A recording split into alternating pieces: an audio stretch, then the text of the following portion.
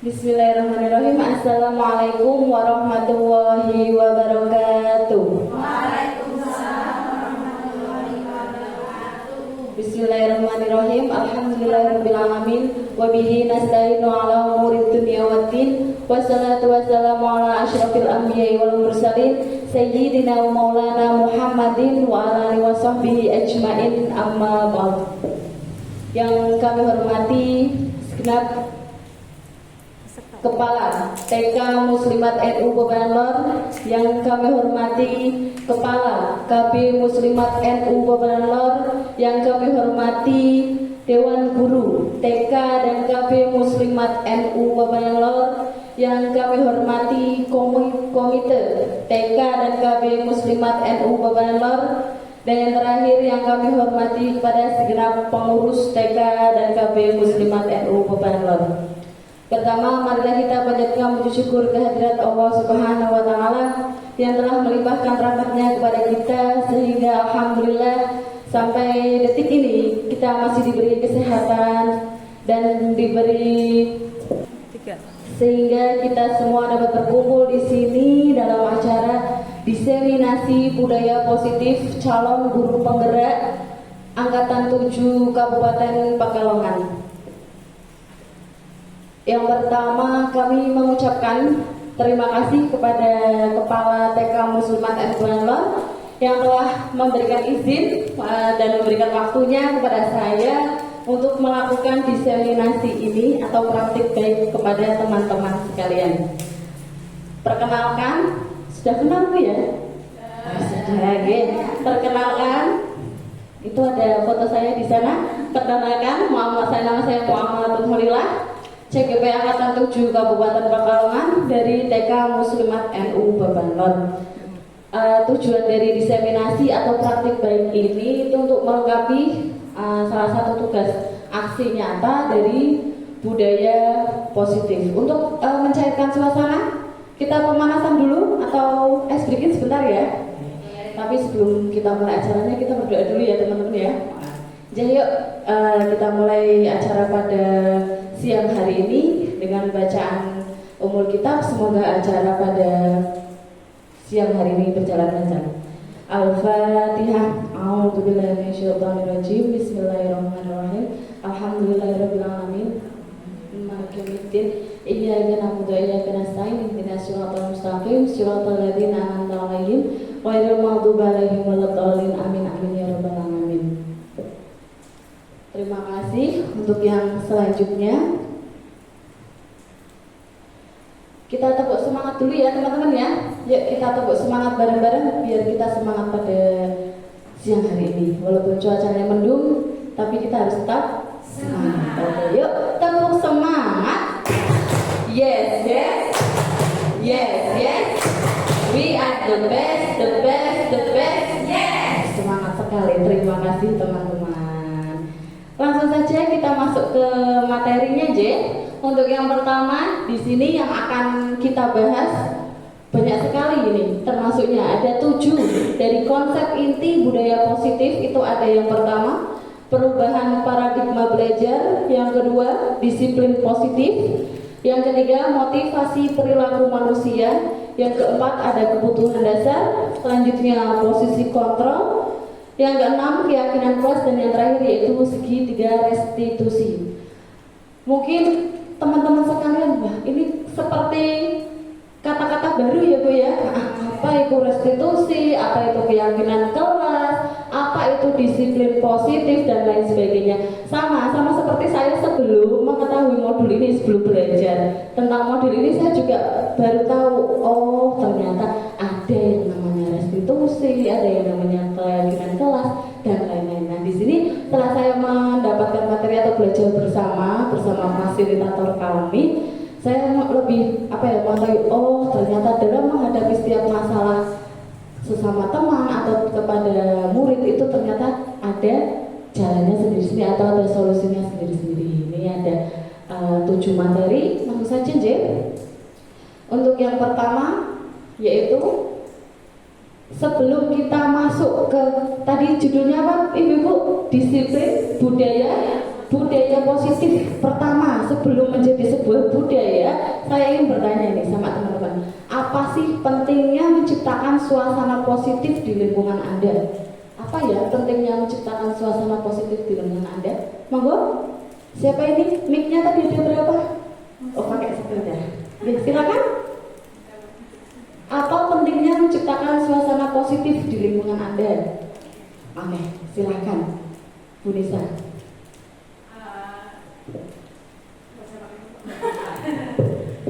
Oke, terima kasih atas waktunya.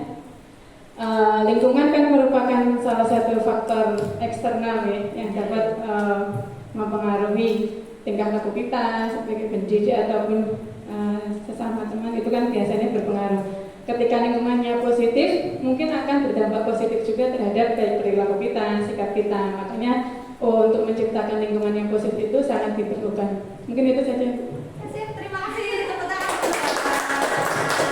Terima kasih Bu Nisa atas apa yang disampaikan.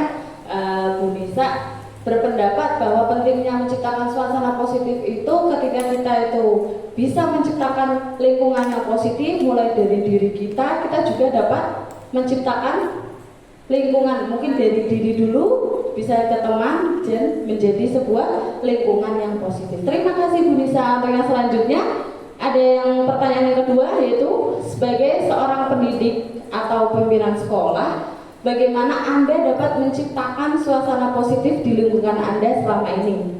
Bagaimana ya cara-cara menciptakan suasana positif di lingkungan sekolah atau mungkin di lingkungan keluarga juga boleh. Nah, di sini tanya lingkungan sekolah, coba lingkungan sekolah dulu boleh? Siapa yang ingin menjawab? Monggo. Oke, ada Bu Nining yang mau jawab. Ibu kepala sekolah.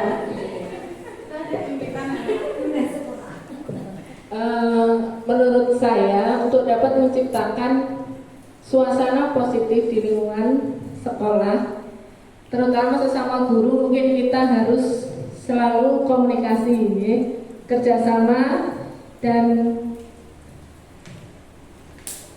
kita harus kerjasama dalam apa ya, di sekolahan kita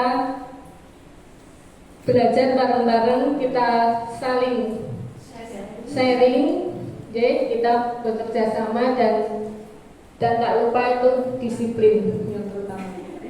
Terima kasih.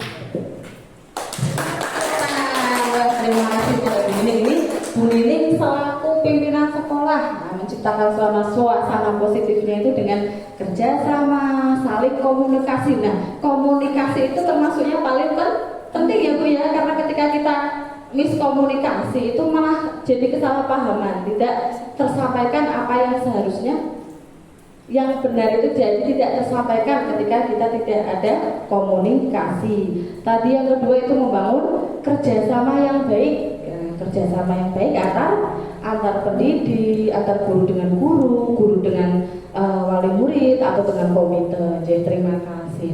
Di sini kesimpulannya berarti pentingnya menciptakan suasana positif dan caranya itu seperti apa? Mungkin yang sebagai pendidik atau pimpinan sekolah, kalau kita sebagai pendidik menciptakan lingkungan positif di sekolah itu tadi dengan cara komunikasi dan kerjasama. Ketika kita menciptakan diri dulu ya Bu, berarti ini positifnya itu dari kita dulu, positif thinking. Ketika kita sudah berpikiran positif, jadi itu kita bisa menjadikan teman, menjadikan lingkungan kita menjadi lingkungan yang positif seperti itu. Dengan mungkin pembiasaan di sekolah untuk anak-anak, pembiasaan di kelas juga, ketika kita pembiasaan ketika berangkat sekolah mungkin saling ucap salam, sopan dan santun, itu kan ada di 5S kan.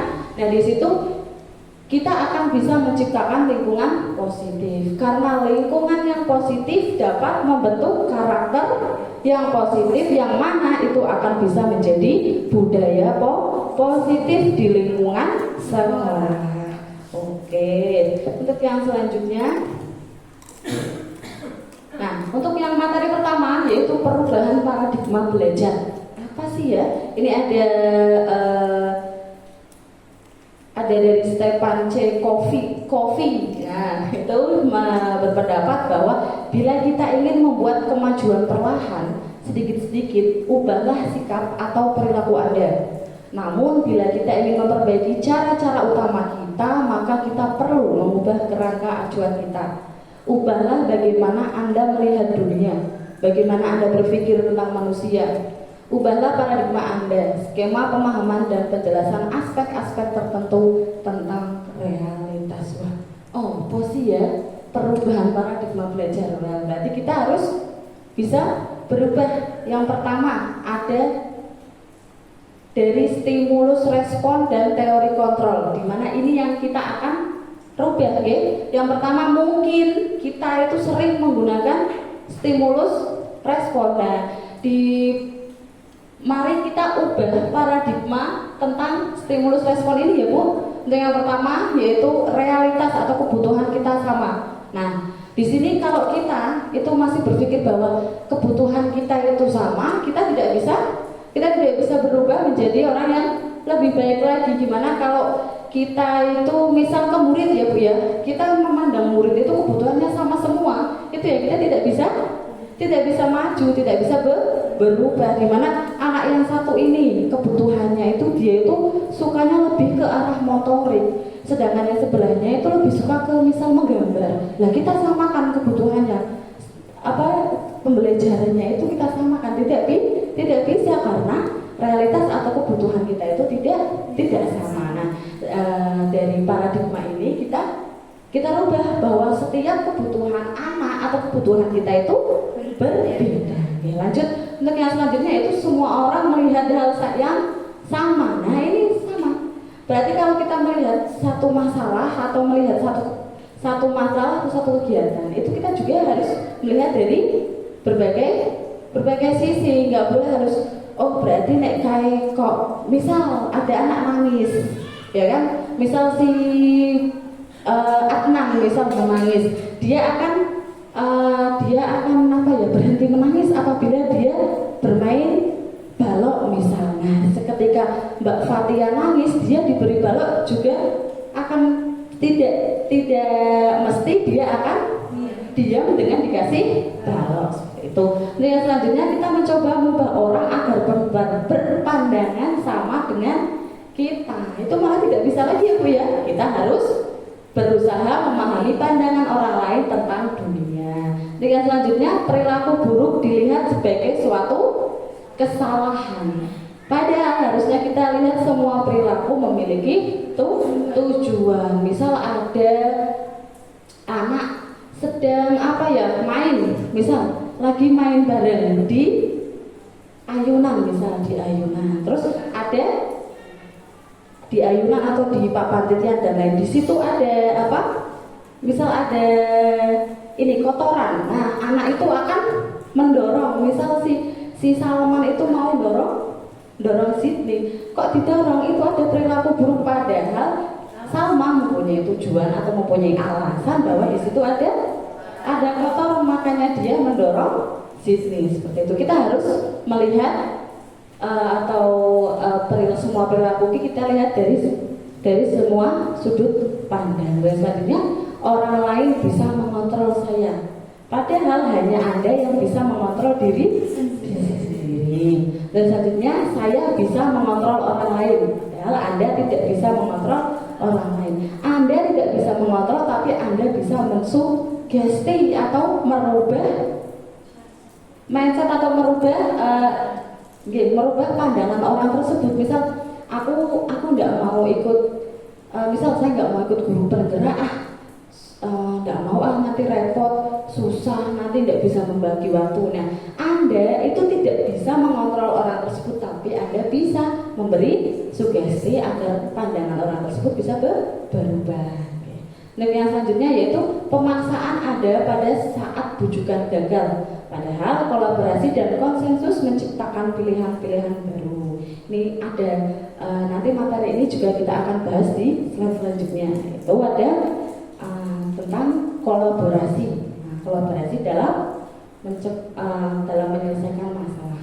Untuk selanjutnya yaitu model berpikir menang kalah itu harusnya kita ubah menjadi model berpikir menang. Seperti itu, misal seperti kita mendapat ilmu baru, seperti itu ya Bu ya, ilmu baru tentang ini, tentang tidak usah jauh-jauh, misal tentang akreditasi, seperti itu kan, kita dapat sudah akreditasi nih, nah, terus berpendapat bahwa sekolahku ini lebih baik nih akreditasinya, seperti itu kan, berarti kita menang dengan mereka yang belum akreditasi, berarti mereka kalah, bukan seperti itu, J. Kalau bisa kita sebagai yang sudah akreditasi itu bisa memberi, nah ya bisa menularkan ilmu, motivasi atau enggak dituntun malah dituntun agar teman kita tersebut bisa melakukan ini, bisa menjadi model berpikir teman-teman ini. Ya. Untuk yang selanjutnya, nah kita langsung ya, sudah tadi paradigma berpikir tadi. Untuk yang ini perubahan paradigma belajar. Untuk materi yang kedua yaitu disiplin positif. Ketika jenengan mendengar tentang disiplin, apa sih disiplin itu? Apa ya Bu ya? Kalau kita berbicara tentang disiplin, berarti disiplin ini biasanya kita menyangkutkannya itu kepada apa Bu? Waktu, berarti kita harus disiplin, kita harus tepat waktu, mengerjakan selesai dengan waktu yang ditentukan dan lain-lain. Disiplin itu juga kalau kita berpatokannya disiplin itu berarti selain waktu taat aturan, juga dengan hukuman, berarti kalau ada konsekuensi atau hukuman kalau kita tidak taat. Kalau ini disiplin positif itu mempunyai tujuan. Nah ini ada nilai-nilai kebajikan yang ingin dicapai oleh setiap anak Indonesia yang kita kenal dengan profil pelajar Pancasila. Nah, di mana disiplin positif ini mempunyai nilai-nilai kebajikan yang ingin dicapai untuk mencapai profil pelajar Pancasila.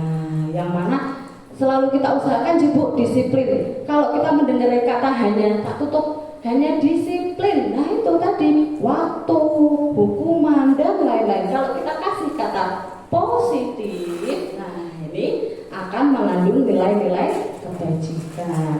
Untuk yang selanjutnya itu merupakan unsur utama dalam terwujudnya budaya positif yang kita cita-citakan di sekolah kita.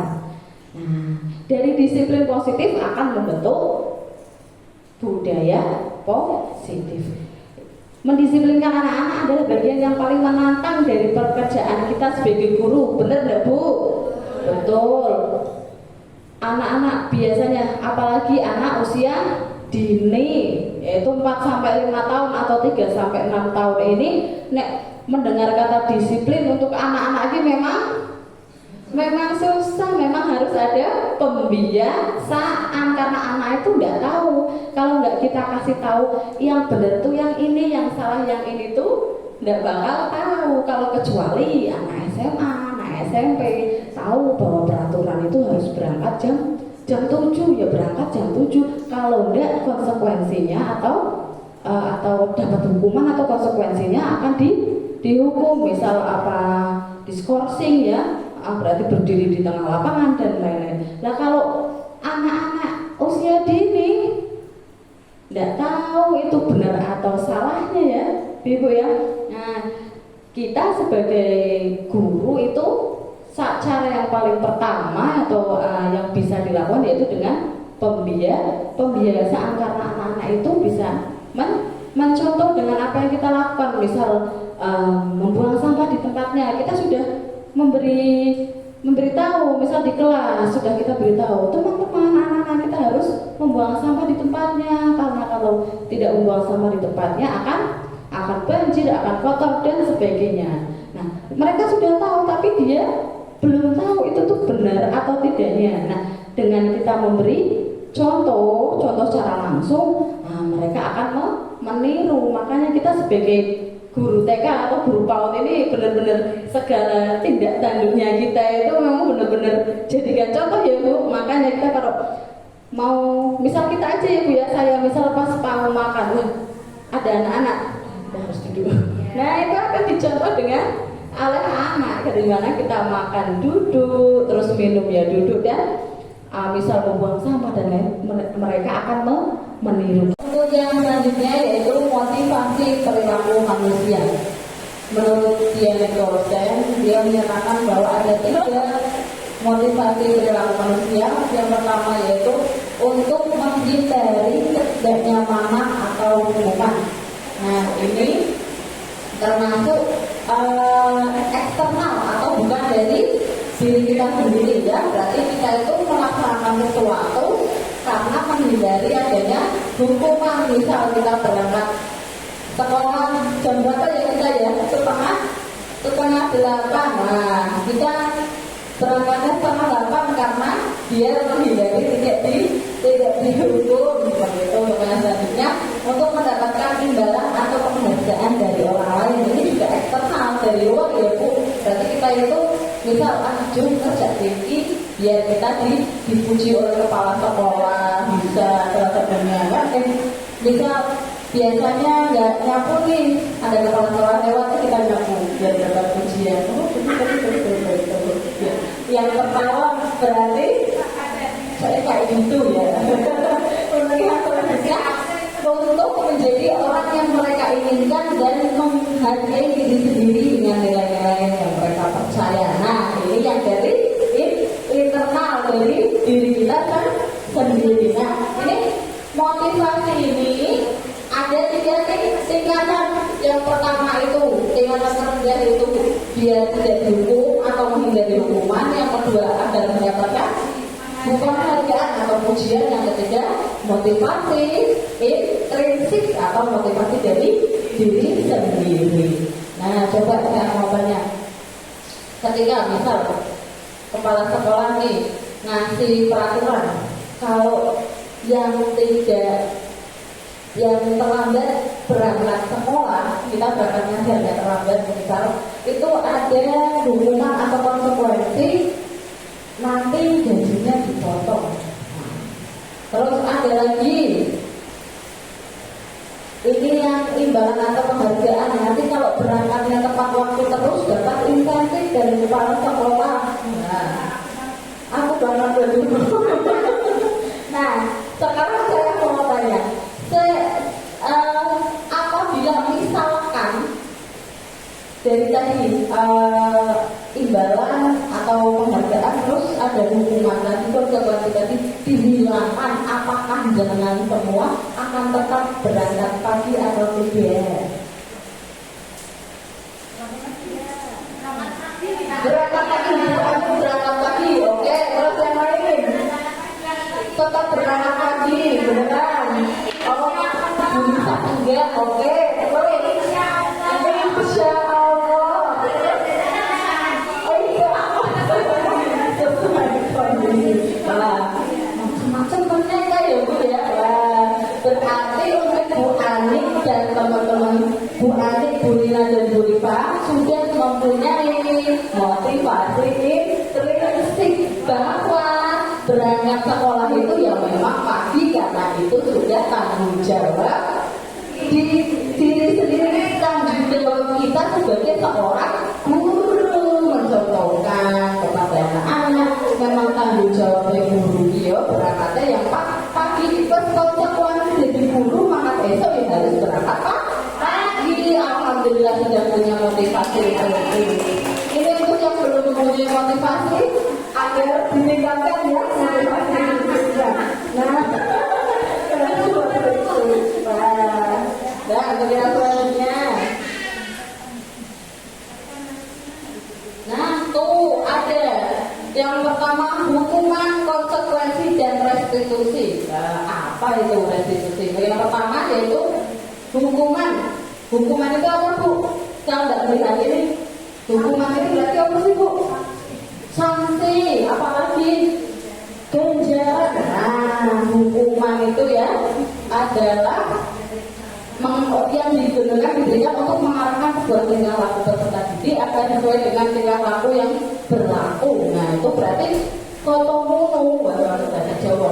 Nah, kalau hukuman itu ya dasarnya dia ganjaran. Hukuman itu dan tidak ancaman. Nah, bagian selanjutnya nanti kita akan mengetahui perbedaannya. Bagian selanjutnya dari konsekuensi. Kalau konsekuensi itu perilaku yang berfokus mengajarkan anak bagaimana bertingkah laku lebih baik untuk kedepannya. Berarti bedanya hukuman sama konsekuensi itu apa? Kalau hukuman itu tidak terencana. Kalau yang konsekuensi terencana. Contohnya hukuman yang tidak terencana. Apa ya? Ada yang bisa kasih contoh hukuman? Apa ibu tidak pernah menghukum ya? Oh, tidak pernah menghukum. Nah, tapi misal di kelas misal menumpahkan makanan atau air minum temennya. Nah, kalau hukuman, kata-kata hukuman itu biasanya menyakitkan. Nah, biasanya ini bisa membuat rasa malu. Jadi kamu dihukum maju ke depan. Nah, maju ke depan berdiri di depan kelas, mengangkat satu kaki, itu hukuman. Ya kan, berarti sifatnya tidak terencana. Kamu ribut dari tadi, maju terus mengangkat kaki. Nah, itu namanya hukuman. Bisa efeknya baik nggak buat anak-anak? Tidak baik untuk anak-anak. Itu tidak baik ketika kita memberi hukuman. Bisa mungkin, apalagi kita guru TK Cacilik itu dikasih hukuman, habis hukuman habis kita ngasih hukuman, anak tersebut akan merasa malu. Bisa baik besok paginya bilang sama ibunya terus tidak mau berangkat. Itulah susahnya kita. Lanjut, kalau konsekuensi itu contohnya seperti apa? Konsekuensi. Nah, itu namanya konsekuensi. Nah, untuk konsekuensi lain yang jangka panjang atau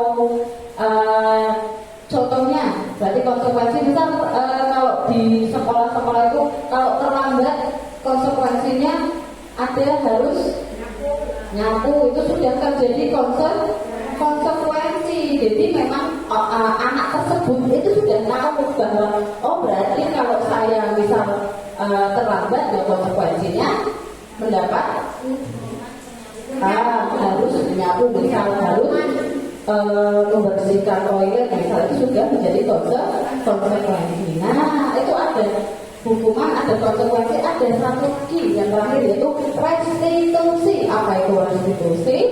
Itu proses menciptakan kondisi bagi murid untuk memperbaiki kesalahan mereka sehingga mereka bisa kembali pada kelompok mereka dengan karakter yang lebih kuat. Nah, itu ada hukuman, ada konsekuensi, dan yang terakhir yang restitusi, di mana kita kalau ada masalah kita kembalikan lagi kepada anak tersebut untuk meminta.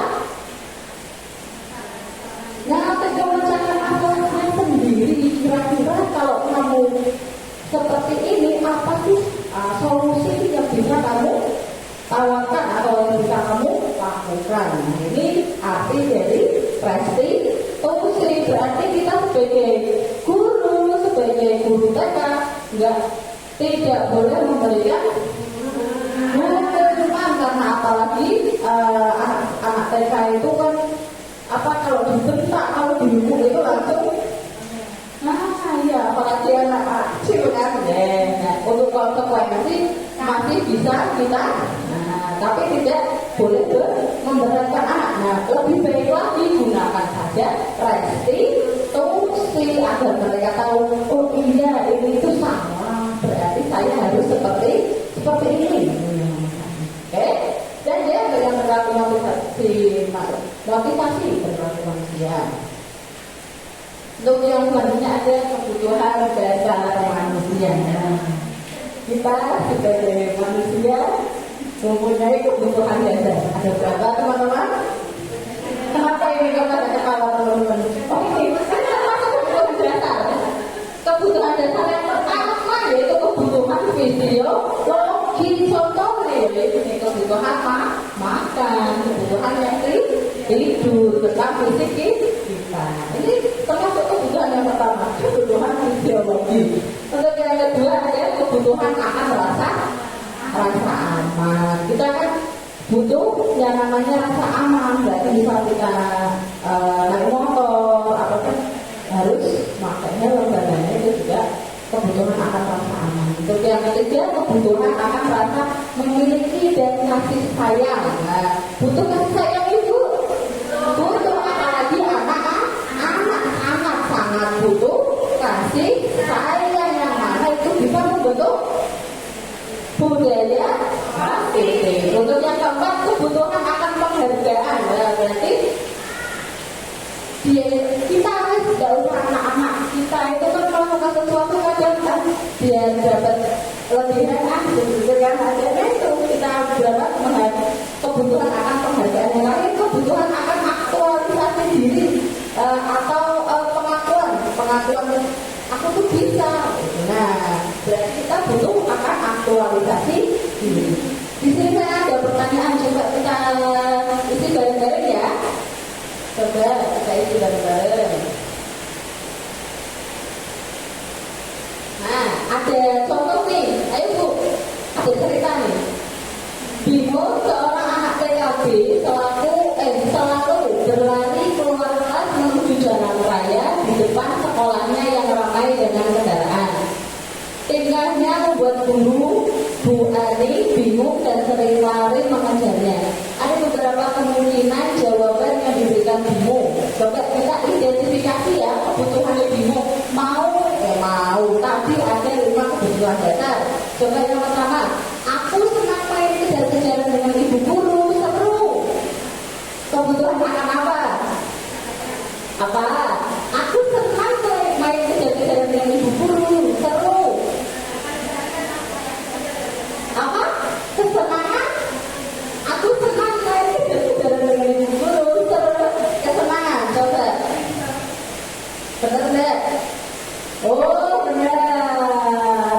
Berarti benar ya. Yang kedua, ibu guru kejar aku karena ibu guru sayang aku. Kebutuhan akan kasih sayang. Coba cinta dan kasih sayang, benar enggak? Lanjut. Aku hebat kan, bisa ibu guru kejar aku. Apa? Penguasaan. Oke, coba penguasaan ya. Atau apa lagi? Aktualisasi diri. Coba. Betul. Satu lagi. Aku bosan belajar mewarnai terus di dalam kelas. Kebebasan. Ayo, coba kita lihat dulu pada kebebasan. Baik, tepuk tangan. Sudah tahu tentang kebutuhan dasar manusia dan kita contohkan anak-anak ini. Ya, lanjut. Ternyata anak-anak ini kebutuhannya juga sama dengan kita ya. Untuk yang selanjutnya, nah ini nih masih posisi kontrol itu. Ini ada gambarnya siapa nih? Oh ya, saya sudah memberi makan. Untuk posisi kontrol kita sebagai guru, yang pertama ada sebagai penghukum, yang kedua pembuat merasa bersalah, 3 sebagai teman, 4 sebagai pemantau, dan yang lain ada sebagai manajer. Kita bahas ya. Coba yang pertama posisi kontrol kita sebagai penghukum. Wah, ada nih sebagai penghukum tanpa kita sadari kita itu juga pernah atau sering menjadi penghukum. Nah, kalau mungkin sama lari terus ini orang aja berdiri di depan pada yang salah sih, jangan-jangan tidak ya. Hindari kita sebagai penghukum. Ayo kita bersama-sama menghilangkan posisi tersebut. Jangan kita sebagai penghukum. Ini yang ketawa-ketawa sepertinya yang kedua yaitu membuat rasa bersalah. Nah, misal dorong temennya ya Bu ya, kamu yuk dorong temennya itu nangis kan. Nah, bilang kan gitu bagus.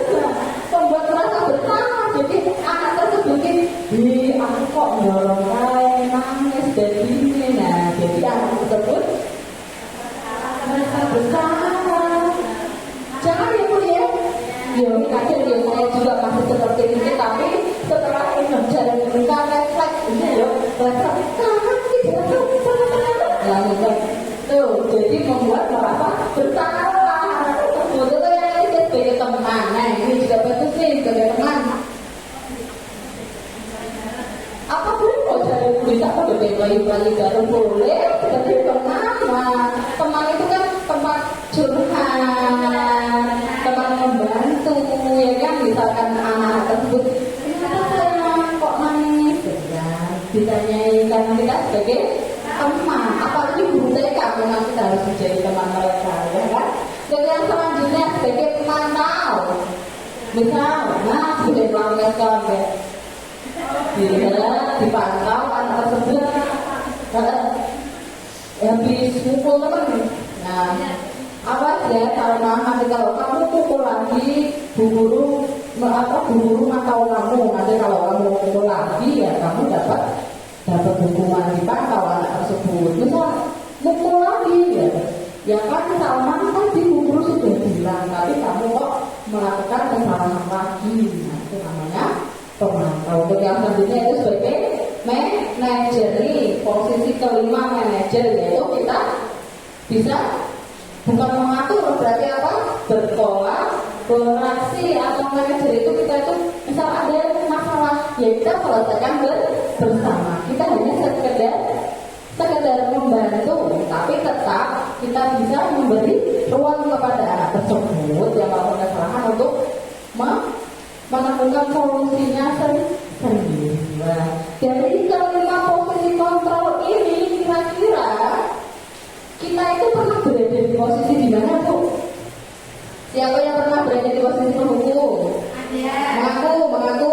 Oh ya, membuat merasa bersalah. Teman. Oh ya teman. Pemantau.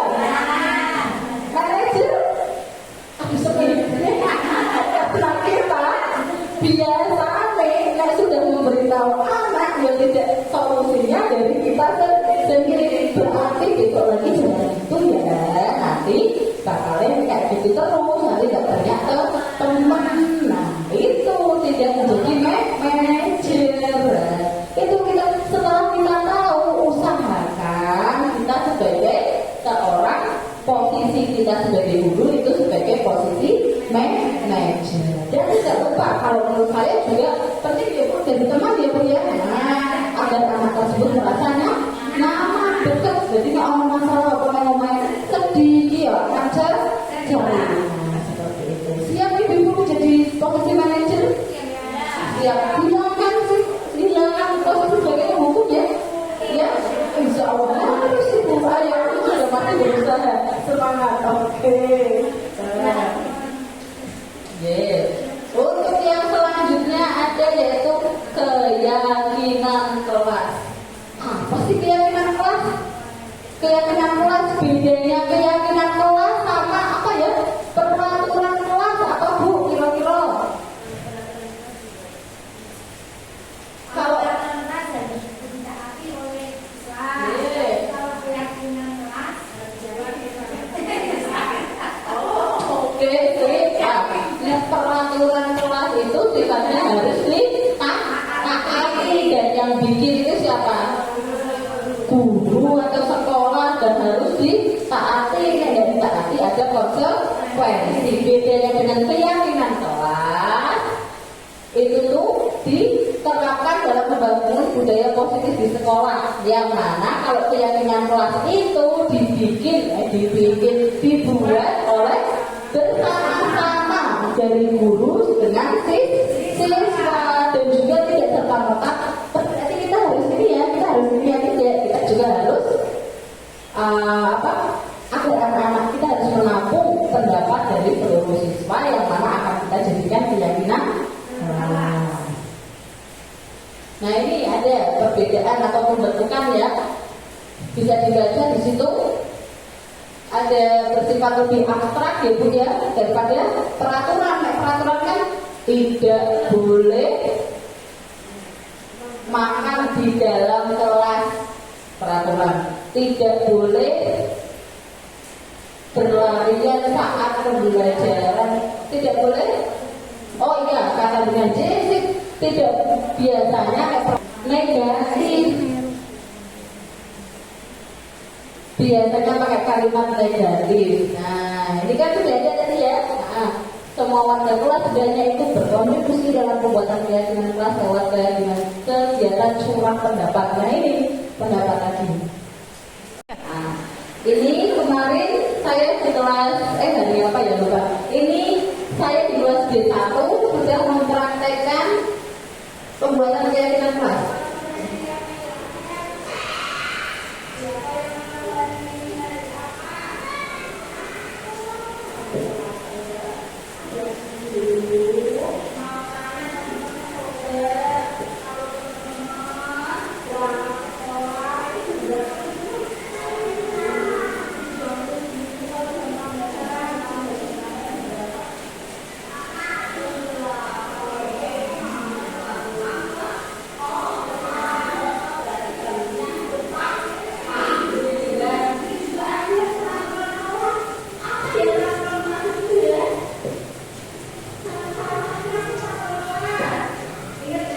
Ini sama anak TK ya itu ya, jadi seperti ini kalau pembuatan keyakinan kelas pendapatnya pun masih menunjukkan.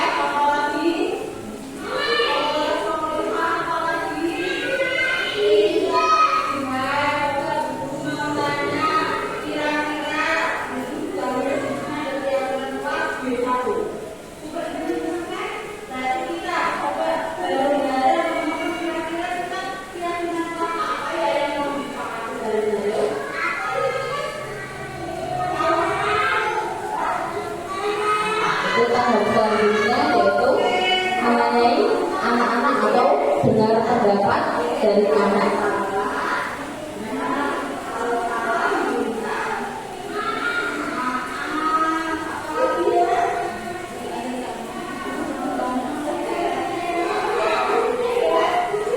Nah itu kalau anak-anak ngomong bahasanya masih nggak boleh gelut, nggak boleh ngomong kenceng dan lain-lain, kita berubah menjadi kata-kata yang lebih positif. Nah kalau anak SMP SMA tulis sendiri ya Bu, kalau ini saya yang menuliskan, nanti mereka cukup menggambar, nanti juga ada karena mereka tak suruh menggambar.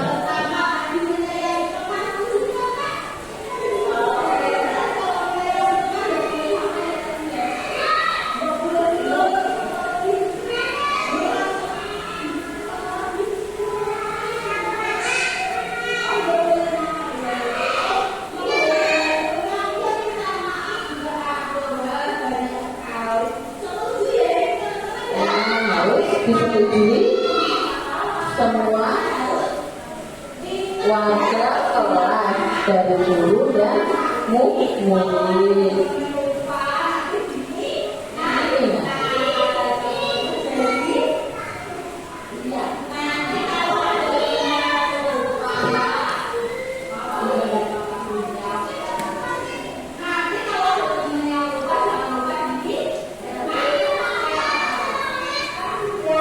Nah, untuk yang proses selanjutnya yaitu proses kegiatan menempelkan keyakinan kelas yang tadi telah dibuat yang tadi telah disepakati.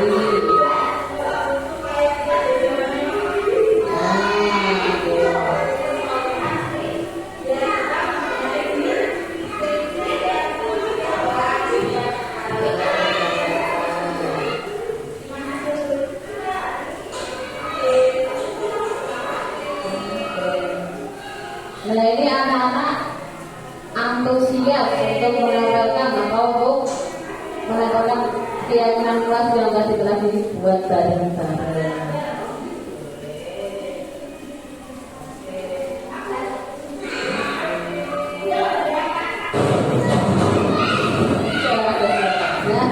Tuh sudah nempel mereka gambar, nah juga digambar agar terlihat lebih ya. Salah satu tadi keyakinan kelas yang saya buat di kelas B1. Nah itu tadi salah satu contoh pembuatan keyakinan kelas. Nah di sini ada keyakinan kelas bersifat lebih abstrak daripada peraturan. Nah tadi lebih abstrak. Apa aja tadi Bu keyakinan kelasnya? Saling menyayangi teman. Kalau di peraturan tidak boleh berantem, nah dan lain-lain. Kalau yang kedua menghargai sesama teman. Nah di situ kata-katanya lebih abstrak, lebih positif, terus memberi maaf. Seperti itu, jadi kata-katanya itu pernyataan keyakinan kelas senantiasa dibuat dalam bentuk positif dan pernyataan-pernyataan universal seperti tadi, saling menyayangi teman. Jadi ketika ada sebuah pernyataan yang positif itu dapat merubah mindset atau anak itu bisa lebih, oh berarti kita harus sayang sama teman. Itu akan menjadikan anak-anak berpikir positif dan bisa membentuk budaya positif di lingkungan kelas dulu dan bisa menjadi budaya positif di lingkungan sekolah. Gimana ibu-ibu? Nanti praktek pembuatan keyakinan kelas ya Bu ya? Oke, sudah tahu? Ayo kita buat. Saya juga pertamanya di caranya ya, mau anak-anak kecil keyakinan kelas. Kalau anak-anak yang sudah besar SMP, SMA kan biasanya ini aja ya, sudah ditulis sendiri ini terus disetujui bareng-bareng. Nah, kalau anak-anak yang nulis ya kita, tapi walaupun anak-anak TK nggak apa, tetap kita ajarkan, tetap kita kenalkan dengan keyakinan kelas. Sudah bikin ya, Bu Dewi ya? Oke siap. Selanjutnya ada yang selanjutnya ini tadi proses tadi kami foto ya. Biasa anak mau nempel ya rebutan. Ya, tapi sudah kondusif, tidak apa-apa, sudah sebelumnya dikasih tahu ini kita foto bersama. Sudah, tuh. Alhamdulillah anak-anak antusias. Untuk yang selanjutnya keyakinan kelas sudah. Yang terakhir ada segitiga restitusi. Wah, tadi sudah membahas restitusi. Apa Bu? Tadi restitusi mencari jalan keluar bareng-bareng kolaborasi. Oke. Nah, itu ada tahapannya ternyata Bu. Orang langsungan ternyata ono tahapannya. Yang pertama tahap segitiga restitusi itu yang pertama ada menstabilkan identitas. Yang kedua validasi tindakan yang salah. Yang ketiga menanyakan keyakinan. Yang pertama menstabilkan identitas. Kira-kira apa ya Bu? Menstabilkan identitas. Nah contohnya menstabilkan identitas berarti kita tanya dulu kepada anak tersebut, sudah ada alarm. Yuk menstabilkan identitas di sini yaitu menstabilkan identitas. Jadi bertanya. Dari tadi contohnya saya kok mau ngomong Salman lagi, yang lain ya. Bara, apa benar tadi kamu mencoret bukunya Rafa? Nah, itu namanya menstabilkan identitas. Tanya, benar nggak tadi ada kejadian seperti itu? Klarifikasi. Untuk yang kedua, validasi tindakan yang salah. Tanya, kalau kamu mencoret-coret buku, itu benar apa salah ya, Rafa? Rafa, siapa tadi? Bara. Bu, aku tadi nyoret bukunya Rafa, ya itu salah. Terus yang ketiga menanyakan keyakinan. Nah, kegiatan mencoret itu tadi salah kan? Iya Bu, salah. Bisa jadi anak tersebut di tahap ini tuh bilang, tapi kan lakuin bisa, saya nyoret. Nah itu bisa. Nah, tidak menanyakan keyakinan ini, setelah kita menanyakan keyakinan, di kelas kita tuh ada keyakinan kelas apa ya? Saling menghargai teman. Berarti nek cara mencoret buku Rafa kuwi sesuai enggak dengan keyakinan kelas kita? Enggak sesuai guru keyakinan kelas kita apa? Enggak saling menghargai. Ya usahakan badannya sendiri yang bilang. Berarti kita harus saling menghargai. Nah seperti ini. Terus yang terakhir menanyakan keyakinannya itu, setelah itu apa tadi? Menemukan solusi bersama. Berarti kira-kira ada tidak solusi yang bisa kamu tawarkan supaya rasanya itu tidak marah, biar tadi setelah bisa apa namanya berdamai, dan apa tindakan yang bisa kamu lakukan biar rasanya tidak marah. Nah, minta maaf, tidak mengulangi kegiatan perbuatan itu tadi, mengganti.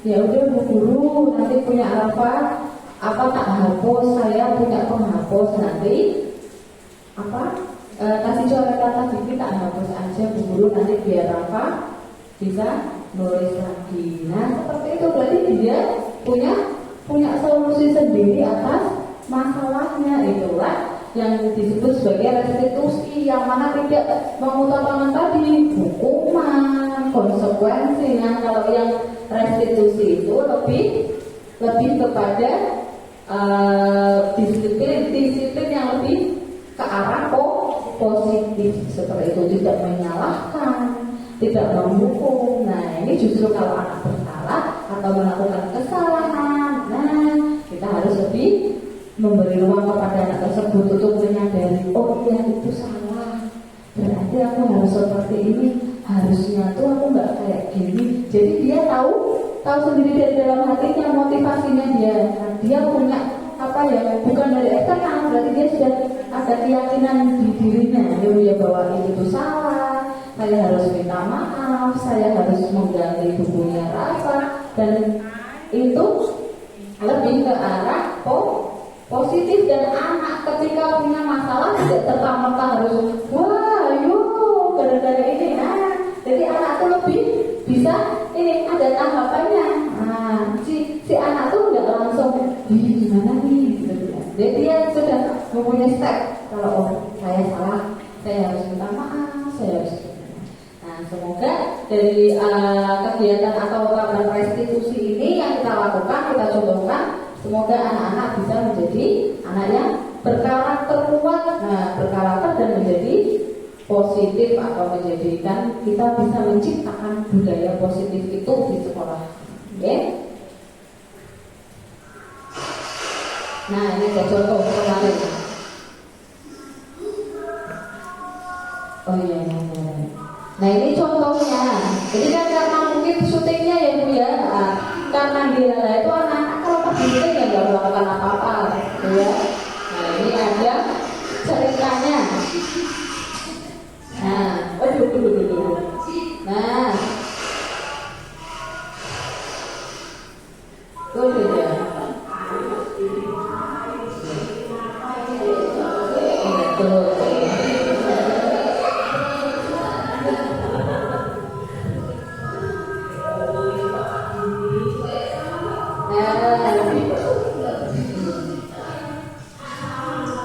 Teman-teman ya Bu.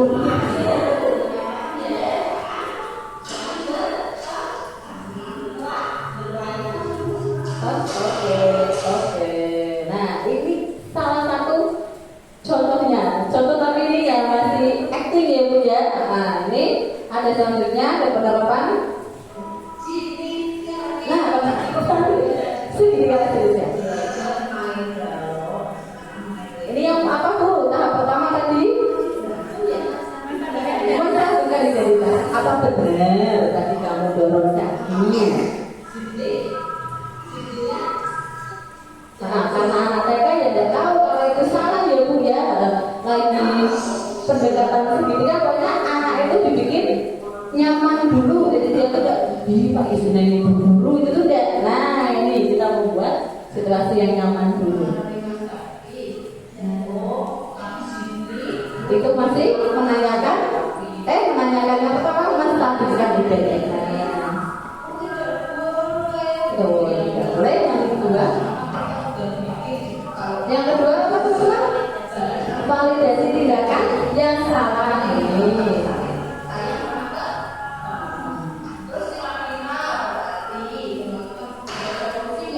Nah, yang terakhir menanyakan keyakinan, menanyakan solusi. Kira apa?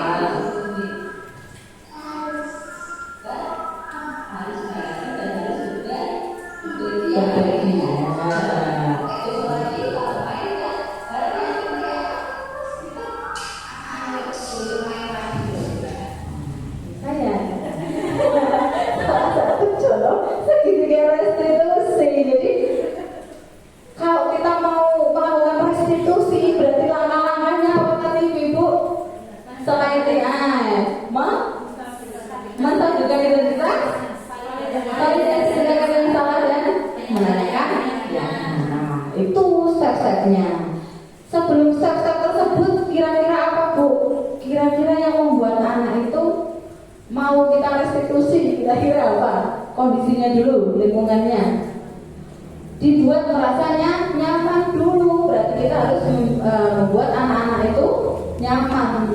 Seperti tadi, misal kita kan enggak langsung jadi sini tadi kamu ngapain?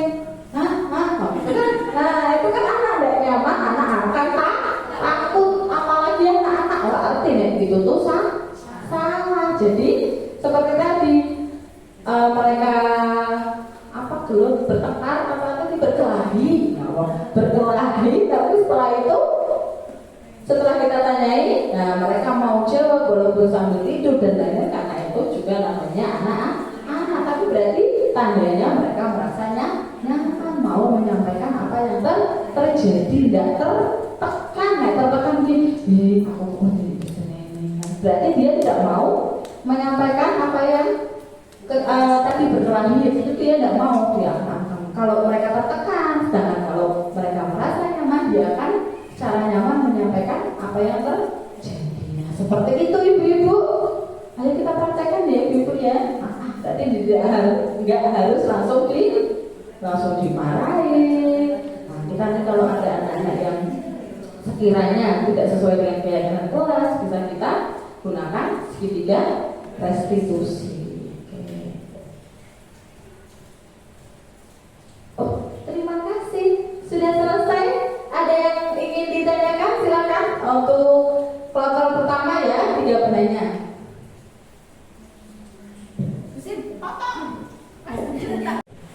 Untuk selanjutnya, untuk merefresh apa yang tadi telah kita bahas bersama, yang telah kita yang telah saya sampaikan, telah kita pelajari bareng-bareng ya. Saya ingin feedback dari teman-teman sekalian nih. Siapa yang kira-kira ingin nanya boleh, memberikan masukan boleh, memberi pendapat dan lain-lain. Kita bahas bareng-bareng ya ibu ya. Silakan.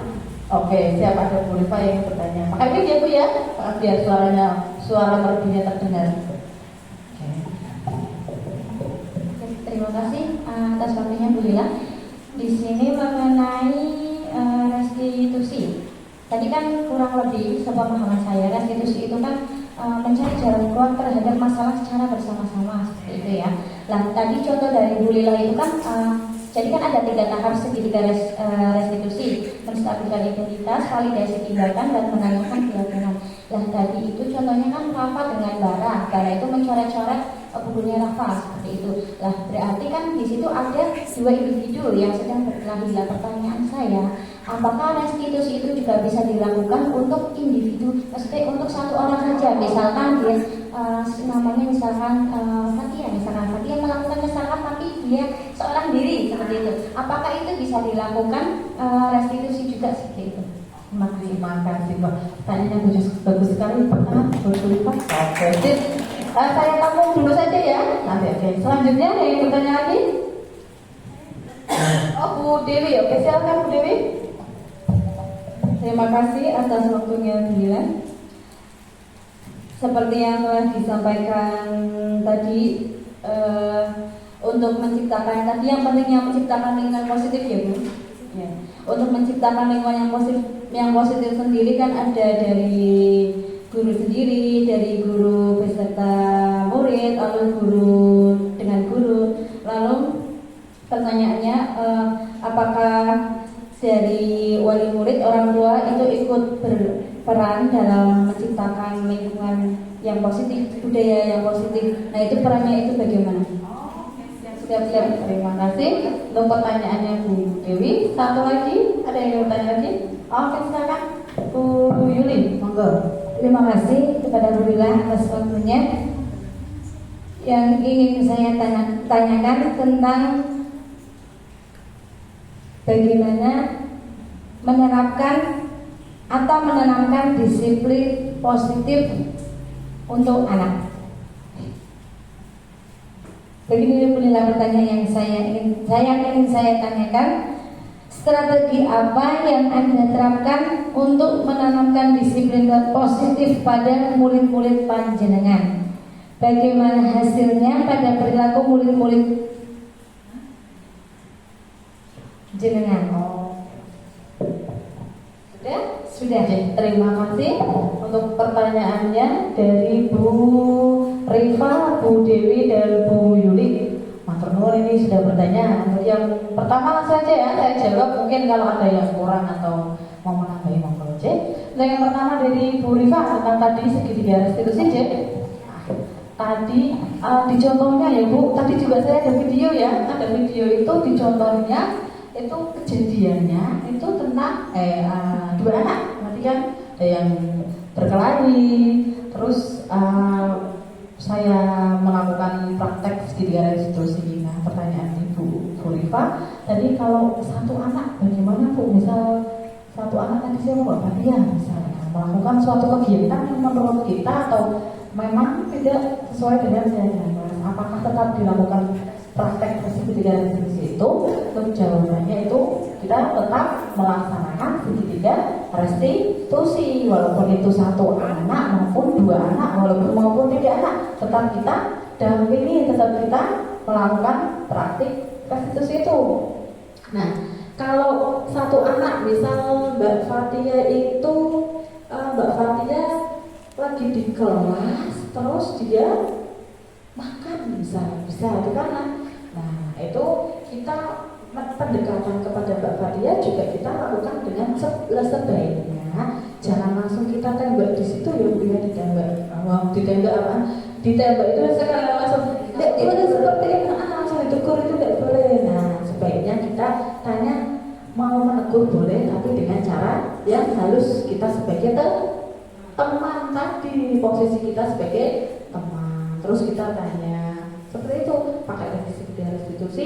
Di situ tanpa kita sadari kita telah menerapkan posisi kontrol kita sebagai teman dan manajer. Nah, anggur restitusi ternyata kita sudah berperan tanpa kita sadari, kita sudah berperan sebagai posisi sebagai teman dan sebagai manajer. Seperti itu Bu Rifa. Bu Rifa? Ya, terima kasih untuk jawabannya. Mungkin kedepannya akan saya terapkan di dalam lembaga saya, dalam kelas saya sendiri. Terima kasih Bu Lina. Sama-sama. Terima kasih Bu Rifa atas pertanyaannya dan semoga dengan jawaban tadi dapat membantu.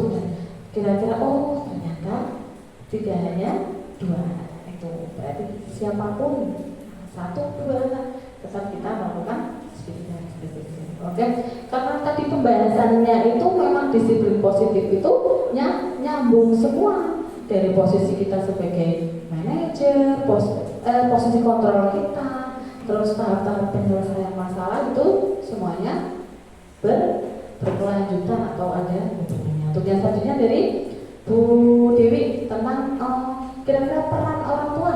Oke, dari peran orang tua dalam menciptakan budaya positif. Terima kasih. Karena kebetulan kita itu di pendidikan anak usia dini ya, jadi benar-benar peran orang tua itu juga ada guru, kepala dan orang tua atau wali murid itu pusat pendidikan. Nah, kalau di kita di taman kanak-kanak ini kan ada, kita lebih ke wali muridnya itu dimatiin coba Bu Dewi biar nggak bunyi. Oh iya, pas saya kesini mas, nah menyesuaikan suara mic. Nah, di pendidikan anak usia dini itu kita kan lebih apa ya? Kayak mungkin kita tuh lebih mengutamakan dengan anak juga dengan wali murid selalu kita libatkan. Nah, contohnya berarti perannya itu bagaimana? Nah, kita sebagai guru juga menyampaikan kepada wali murid tentang perkembangan anak. Misal, Bu, kalau Mbak Uma kalau berangkat sekolah, kalau bisa itu tepat waktu ya Bu. Biasanya kok kenapa kalau berangkat jam 8 kan? Katanya Uma itu karena sering nonton TV sampai larut malam. Nah, Ibu mohon kerjasama bareng. Itu di situ letak peran dari orang tua. Berarti peran orang tua menciptakan budaya positifnya di rumah. Nah, nanti kita meneruskannya kepada orang tua.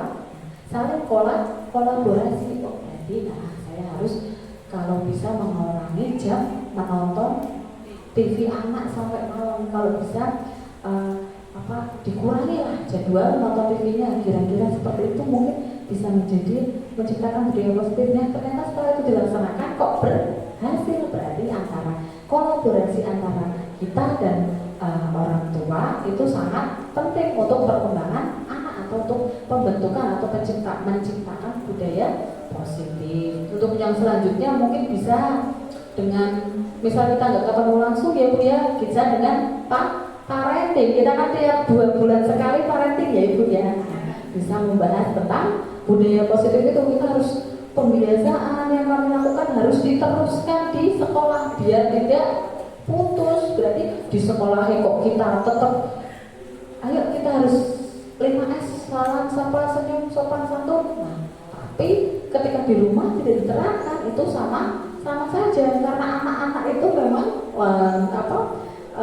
pendidikan utamanya itu ya di keluarga. Kita juga membantu pendidikan itu juga diteruskan di keluarga. Mungkin seperti itu, Bu Dewi. Terima kasih atas jawabannya Bila. Berarti peran lingkungan dari keluarga, peran orang tua itu memang sangat penting ya Bu Lila, selain dari lingkungan sekolah sendiri untuk menciptakan budaya positif. Terima kasih. Terima kasih.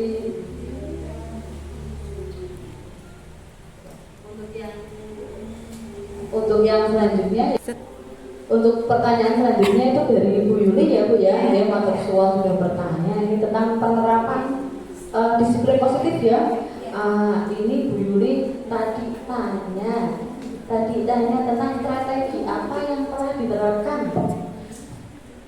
Strategi apa yang diterapkan ya Bu ya. Terus keberhasilannya. Iya, berhasil. Penerapannya itu gimana? Yang telah saya lakukan itu salah satunya yang pertama yaitu kolaborasi dengan sesama teman saya ya guru yang jenengan ini ya sudah pernah kolaborasi bahwa penerapan disiplin positif. Kita kolaborasi dulu. Ini rapat internal dengan kepala sekolah dan guru, terus kita bilang tentang ayo kita terapkan disiplin positif yang memang sudah biasa kita terapkan. Cuma ini lebih intens seperti itu untuk membentukkan karakter budaya positif untuk menuju profil pelajar Pancasila. Yang pertama itu juga yang pertama ya kolaborasi dengan wali murid. Untuk yang keduanya itu dengan kita pembiasaan Bu, ya. Karena anak-anak itu seperti yang tadi saya sampaikan ya Bu ya, nek orang pembiasaan nek tidak dicontohkan ya tidak tahu tidak tahu bahwa itu tuh salah, itu tuh benar.